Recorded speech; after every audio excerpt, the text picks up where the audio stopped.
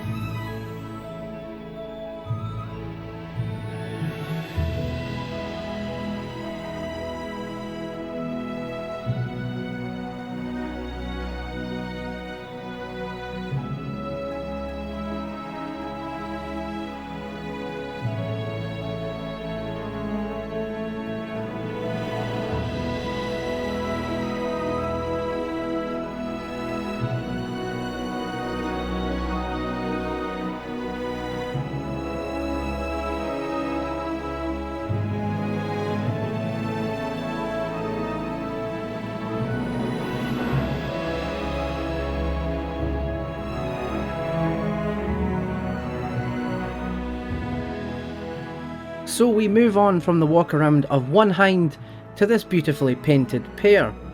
And on the second MI24 there was a website above the caption Golden Hind, which I tried to access, but unfortunately the website does no longer appear to be working.